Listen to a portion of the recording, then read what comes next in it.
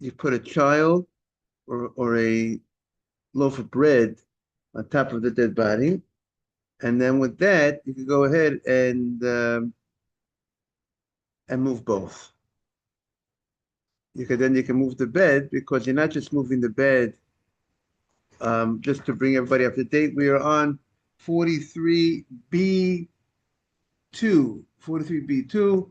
We're discussing the corpse that's in the sun, and the concern, like we said, is that the sun might it's going to hasten, make it faster the decay or the smell of the body because of the heat you're putting on the group atom. And now the question is, are you allowed to move the body? The body itself, we said a dead body is mukso. You can, it has no use on the Shabbat, the dead body. We don't bury on Shabbat. There's no use of the body. So what are you allowed to do? Are you are you allowed to move it in certain ways or not? So that was the discussion of the Gemara. So let's look at the Gemara. The Gemara says itma mitamutu b'chama. We have a dead body, a corpse that's in the sun, and you want to move it to a shady area. You have two people in the waiting room. Got Mark.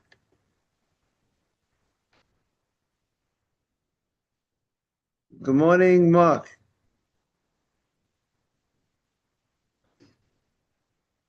Good morning, Mark. Good morning, Asaf. Great. Nice to see you, Rabbi. Same here. Boker How Tov. and the Briscoe. Thank God. It went well. Thank you. Baruch Hashem. So you came yesterday for all of 20 minutes. And you know what 20 minutes is, Mark? Do you know what 20 minutes is? They used to say, you give us 22 minutes, we'll give you the world. Right. They gave you nothing, by the way. Okay, very good. They might, if you hold it, give you nothing, maybe they give you even something negative, Right. But yeah, so I said for 20 minutes of Talmud Torah, Mark. Do you know who Rabbi Waxman is? Rabbi Ephraim Waxman from Muncie? Yes. I know of him. He's a famous personality. So he came to our school and spoke Seudah Shalishit. Oh my gosh, what a talk he gave. Unbelievable. The guys, he mesmerized us. And he talked about how you spend your time. Unbelievable. Wow. He's an unbelievable speaker. He's big time, Mark. He's big time. Yeah, the fact that we got him there was unbelievable. Yeah, that's beautiful.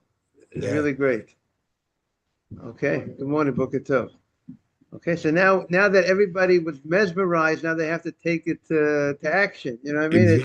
Exactly.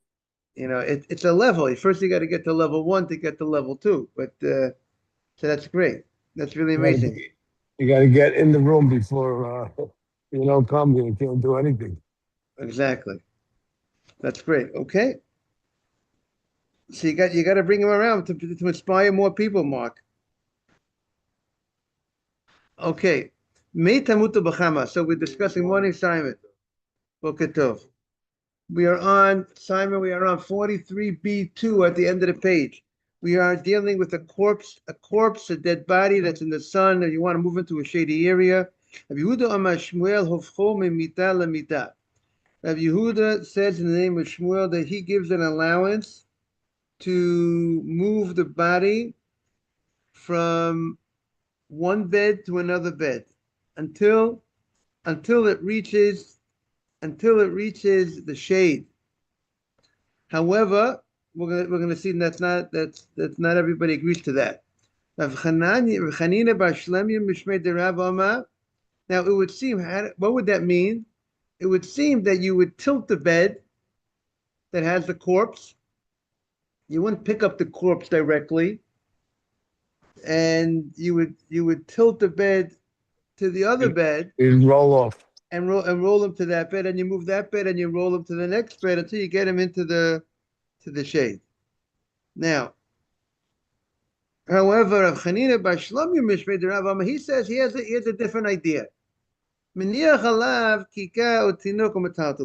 place a permitted item that's able to be moved. you put a loaf of bread, or you go ahead and you put a child, which Mark was a little concerned with the child being on top of the dead body. Maybe the child is sleeping, Mark. How do you like that?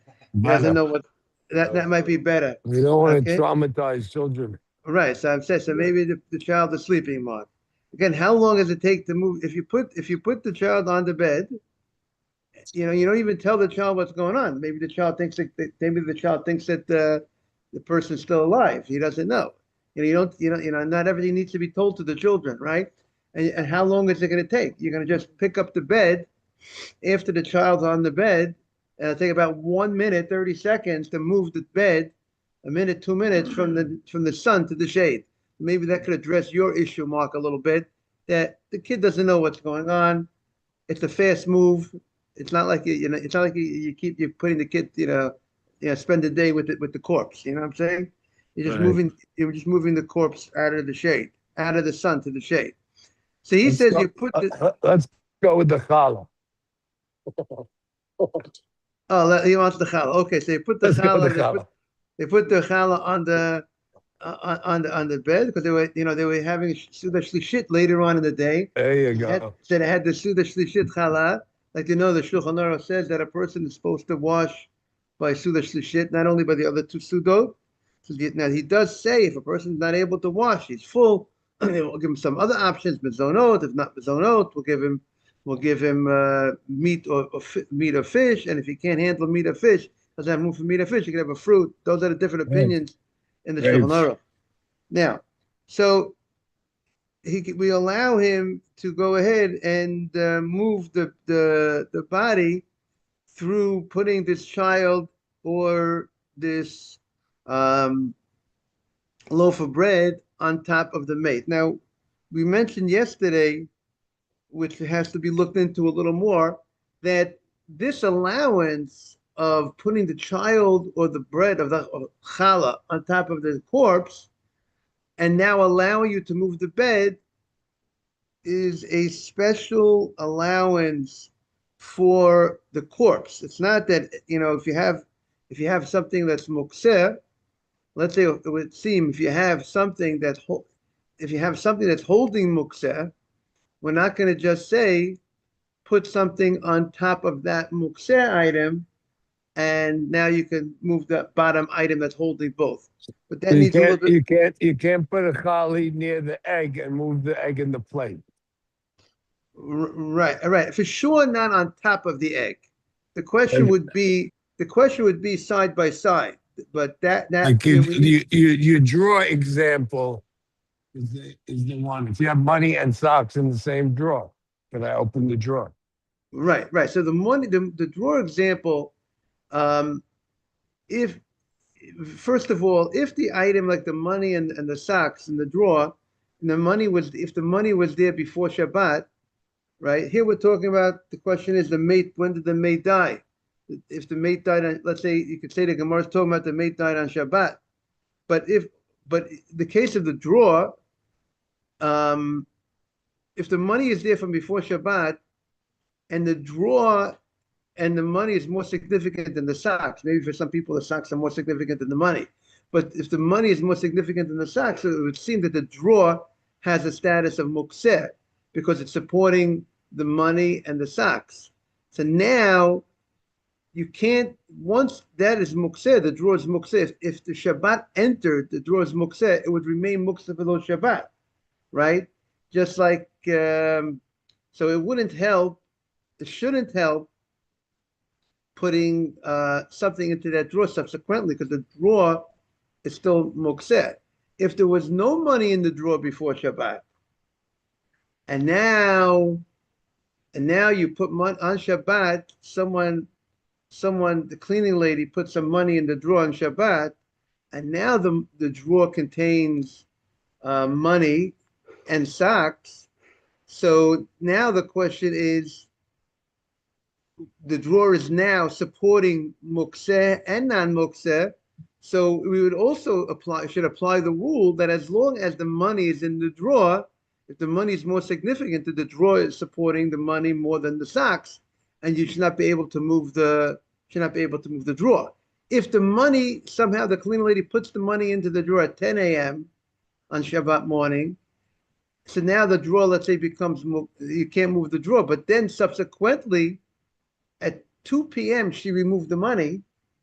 So now the drawer it's not mukseh anymore because the mukseh is not in the drawer now, and the drawer never became officially a support for the mukseh erev Shabbat. It wasn't the money wasn't in the drawer, so therefore it will not become mukseh for those Shabbat. So that's what we're gonna see a little bit about, because we also had also the Gemara. If you have um, if you put a basket for the chickens to go into the basket, and so if you did on Shabbat, the chickens were not in the basket before Shabbat. So when the chickens are in the basket, then the basket is mukseh. But when the chickens move out of the basket, it's no longer mukseh, since it wasn't mukseh from before Shabbat. But usually, Mark, in the case of a drawer, the money is there from before Shabbat with the intention of being there. It wasn't that you just forgot the money there, right? It's not that you forgot the money and you weren't intending to leave the money there. Right. Because we're going to see also, if you forget, if you left something mukseh in an item and you did not intend to keep the mukseh there, so then if the mukseh is removed, so then the item will not become mukseh. Let's say if you left in the drawer, if you did not intend to keep the money there for Shabbat and it was forgotten there, so then once the money is removed, then the drawer should become permitted to move. Okay, we'll have to see more about the mukseh as we go along. So here we have the two opinions in the Gemara, and now the Gemara clarifies the two opinions. Hey, chedika kika tinuk, when there's a child or a loaf of bread, kuliyama pligi deshari. Everyone agrees that the rabbis would allow you, if you need to get the corpse out of the sun, you could, if you put the bread on top of the corpse, move the bed. That everybody agree in honor of the mate. In honor of the mate, they would allow that to happen. However, kipligi, when are they arguing the letle? A person does not have a bread or a child to put onto he's not able to get a permitted item to put onto the mate, to the corpse, morning Ezra. And now, so what do you do? So Mar Sava, one rabbi Mar is like master. One of the rabbis hold, you can't do it. Mitiltum minatzad, shmei tiltum. When you move item A, let's say the drawer, and you move the money that's in the drawer is being moved when you open the drawer.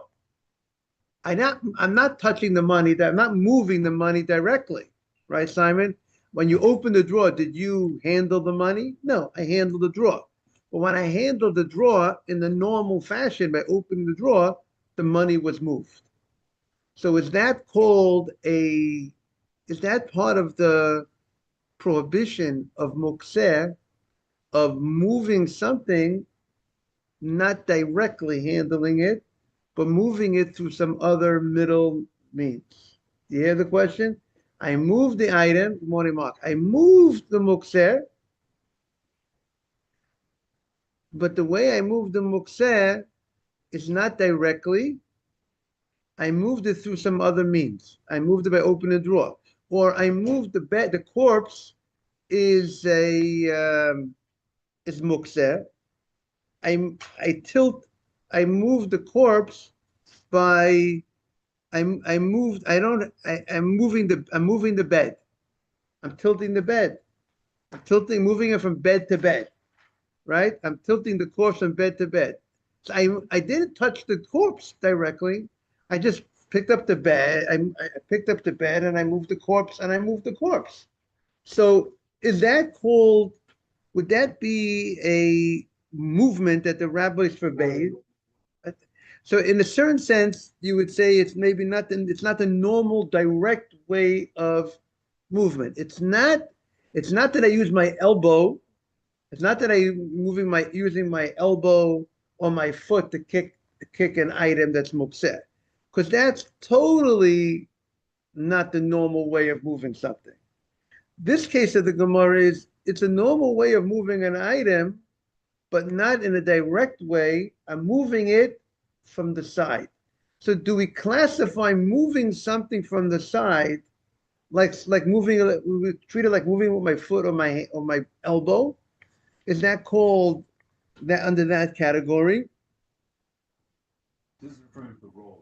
Right, he's referring to the roller. So when you're rolling the mate, yeah, you're picking up the bed. So you're picking up the bed. You're not right, very good. So Simon is touching on a point. Are you intending for the purpose of a muksa item, or you're intending for a not muksa item? So generally, we're going to see in halacha that moving from a side, moving not directly, if you're moving the muksa for the purpose of the muksa, I don't want the body to smell. So I'm doing it for the muksa.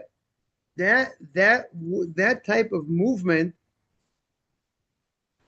would be considered a a movement, a problematic movement. I'm moving I'm moving something not directly, meaning let's say the person died on Shabbat, which most probably is a circumstance, because the person died before Shabbat, they would have moved the body out of the sun, or when they went to before Shabbat. Before Shabbat, they would have the foresight to realize. It's going to be.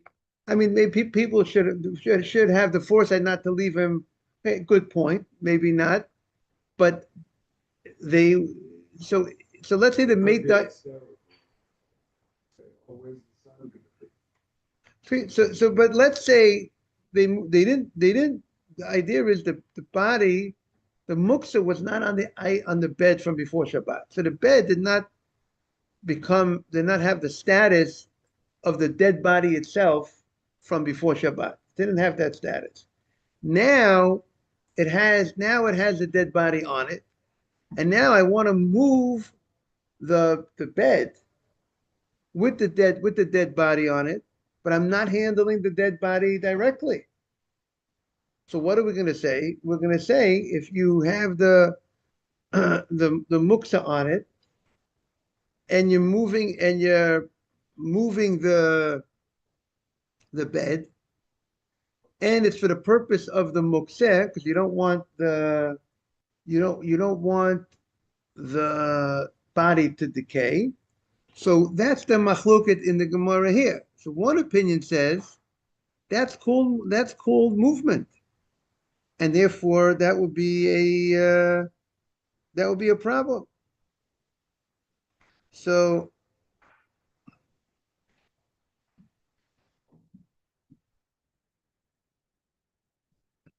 that's one opinion. However, the other opinion holds Umar Sava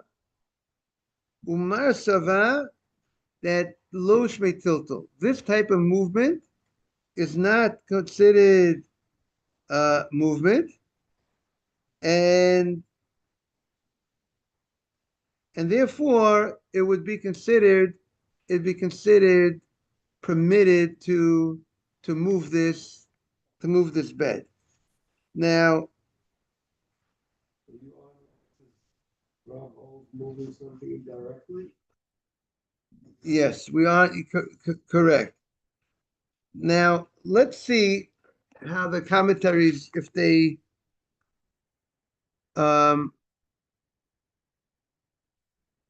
let's take a look at the commentaries over here on this piece. Let's see what if they want to say. This is, let's see, there's different ways to understand. There's different ways to understand this Gemara, right? So let's take a look. Let's take a look at the note. What they look at number 15, or 14 and 15, right? Well, let's take a fifth. Let's see, 15. It's permitted to move the corpse. Okay, that's where the bread of that's a special thing for the mukseh. Yeah, I wanted to see on the other point, right? So this we say it's a special allowance we allow. That's with the child and the kid on it. There's a special allowance to move the mukseh. So let's take a look.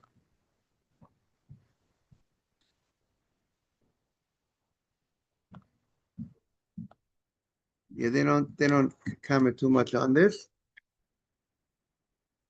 Right, so far we're going to explain the Gemara in this way. We'll have to see more in the more about it. Because I see on the commentary over here,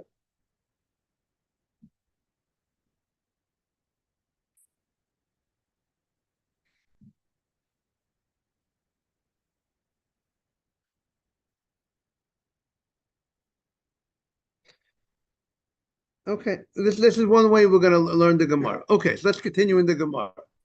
Lema ketanoi. Let us say that this machloket of Rav and Shmuel is an argument by earlier rabbis, because we find This is the way they finish it, right, is that moving it indirectly is not. right. Now the question is He's rolling it. rolling, right, tilting the bed. So if you go ahead and you move, so when you move the bed from bed to bed, I'm not that's okay according to one opinion, but the other opinion says you can't do that.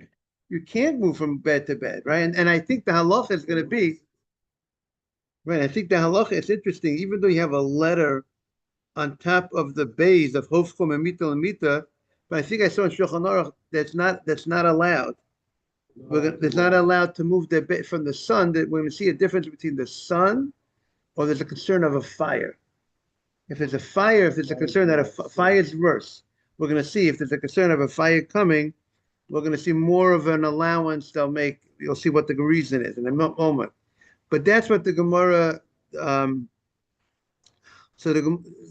by the way, in general, the halacha is if you move. If you need the place. What you say it again? If you need the- But if you need the place, that should be moving something indirectly for the purpose of a permitted thing. The place is a permitted area.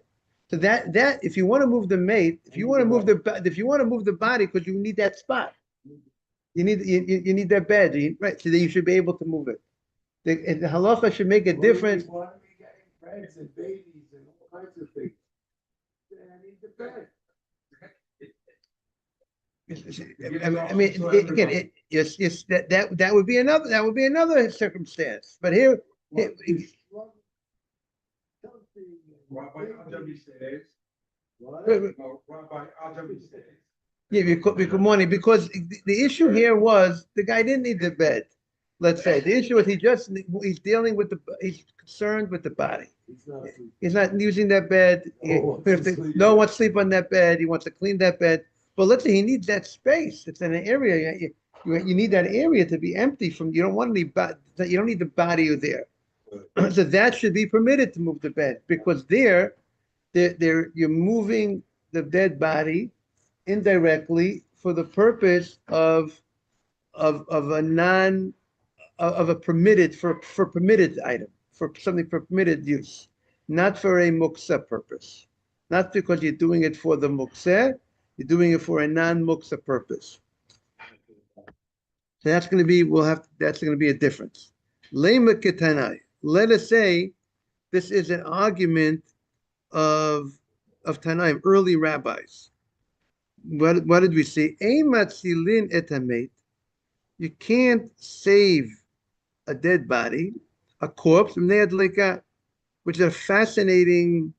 Now, if you have this is not talking about if you have a Gentile to move the body. So if there's no Gentile to move the body, then you have the Gentile, let the Gentile move the body, let's say, if there'll be a fire, for sure. Right? This is wild. You would say, this just shows us this opinion is showing us the power of Mukseh. Right. You would say the body should definitely be saved. However, the other opinion, Rabbi Yehuda ben Lakish, Shamati, I heard, yes, you saved the body. Shematilin is a medlaka. Like Mark said, you will save the body. Now, you will save the body because to protect it from a fire. So Shematilin at the mate ibnei hadlika. You could go ahead and save the corpse to protect it from a fire. So the Gemara says, "Hey chidami, what is the case? What is the case talking about? If there's a child or a loaf of bread, so that everybody should say you should just put the loaf of bread, on the child and on the corpse and save the corpse. What's the issue? My Tanakama. What's the reason of the Tanakama? The Tanakama says you can't do anything. You can't save the corpse. Save the corpse. Easy, simple solution. Put the bread on the corpse. Either leka, if there's no bread, my time that Yehuda ben Lakish. You see, what's his reasoning? That you could be able to just move the body without the bread. Elalav, well, probably what's it talking about? Tiltum and atzad. They're talking about, can you go ahead and move the body by turning it from rolling it from one bed to the other bed when there's no bread. No bread, no right. The Marsava that one holds Tiltum and Asad to this type of movement from one side to the other side, Shmei Tiltul. That's called Tiltul. That's called movement. Now it's interesting.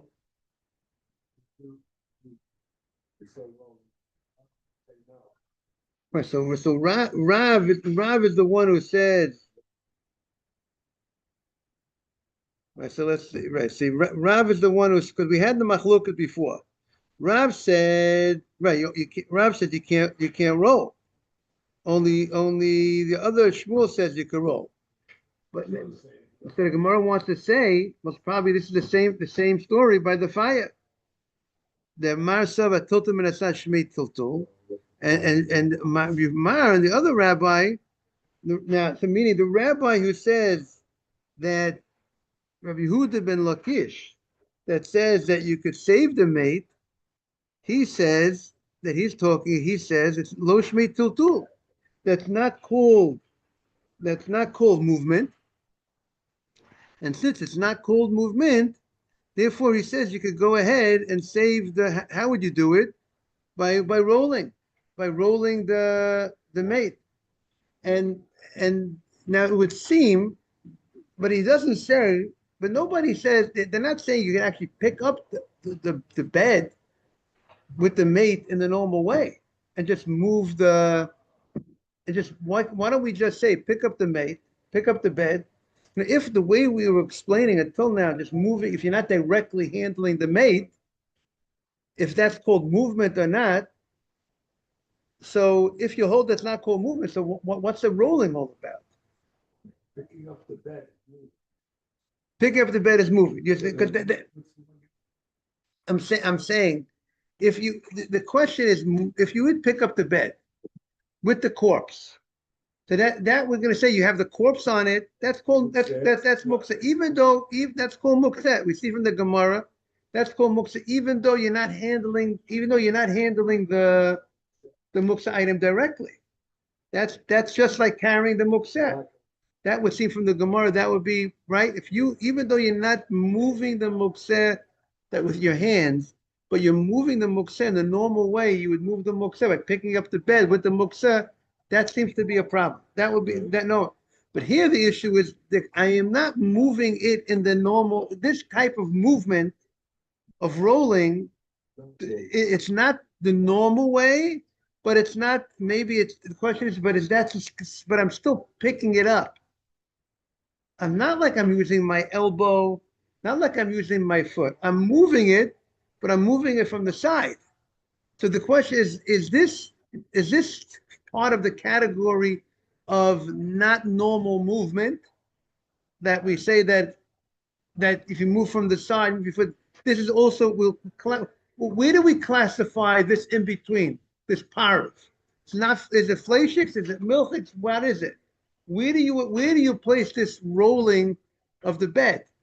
Is the rolling of the bed considered normal way of doing it? Enough normal? Or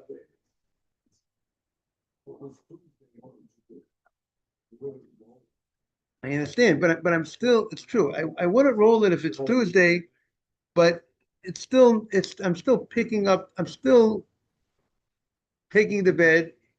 I'm rolling, but there's still some sort of intentional and moving in a way that's maybe not, that's, I'm also, right. So attention, right. But the question, right. The question is it, but I'm still picking, yeah. So let's take a look. See, right. It's true. It's intentional, but maybe there's a difference between taking an elbow and rolling. Maybe the rolling is more of a problem than rolling. They're moving with the elbow.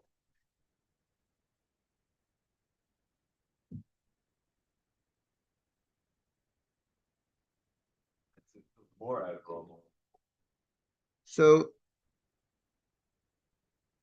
let's take a look.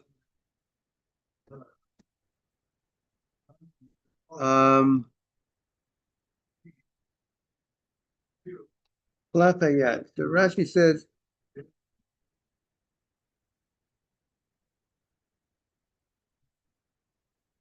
that's again, morning. That's you're saying, the question is this moving, taking a corpse, moving it, tilting the bed? Is that enough of is that enough of unusual way, or it's not enough of unusual way? That seems to be one way to explain the Gemara.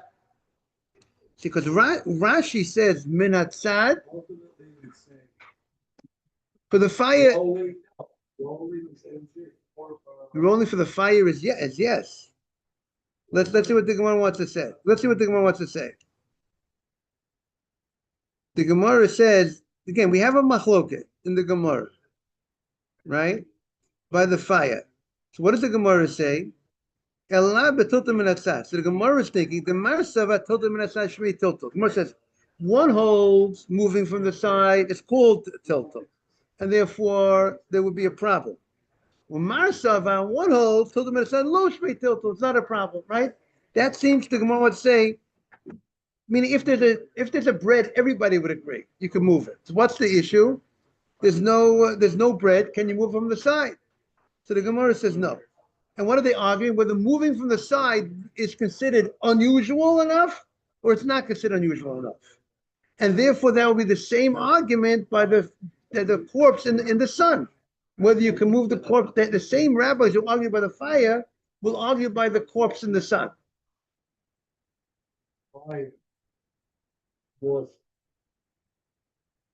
So look, they're gonna, right. So the Gemara is going to say that really the kuliyam, everybody would say moving from tilting the bed is considered movement, and it'll be a problem. The Gemara wants to say these rabbis, not necessarily the rabbi that allows it by the fire might not necessarily allow it by the sun, because the sun, he's going to call that movement, and it's a problem. Even though it's considered movement by the fire, we have to allow the movement of the corpse to prevent the fire, because if we don't do that, it's a concern of a greater problem, a different problem, that the guy is going to desecrate the Shabbat. He's going to take out the fire. The guy's going to, if you don't allow, we're worried he's going to put out the fire. no, there's no thought about, oh, the guy's, someone's person that's there. Their relative is there. Watching their. Right. No consideration. I would say that definitely they would allow the guy to do it. There won't be a question of getting the guy to move the bed. Right. Right. You're saying there's no guy. Why aren't they afraid of the body burning? That's the big question. That's the big question to understand why isn't the Gemara, aren't they concerned about the body? That they should not allow you, that they don't allow you. What in the sun, right? In the sun, the Gemara is making a distinction between the sun and the. But by the way, practically speaking, it's very rare, Mark, just to because it's not only to put a bread on the corpse. You could put any item. So how rare is it that you won't have any item?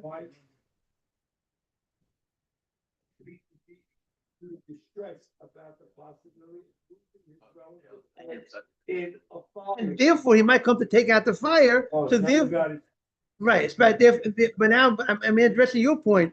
But it's so rare that the same way you could put, the rabbis allowed you to put the child on it, the bread on it. They will allow you to put any permitted item on it. So really, what would the guy do? Maybe the guy should take off his shirt, put a shirt on top of, that's a discussion. We have to see about that. Put your shirt on top of the corpse and move the corpse with your tilt, tilt it from bed to, and then roll it. Or up the bed. That we have to see. We'll take a look at that. Right, but there might be I think there's a pit. It doesn't even the bed, the bread is not a higher value. They still allow you to move. They still allow you. So whatever you could pick up the bed with right. You don't have to roll the bed. You put the shirt on top of the corpse and move it. Pick up the bed. No rolling. That should be a simple solution. Okay, we'll have to see the halacha and the Chafetz Chaim.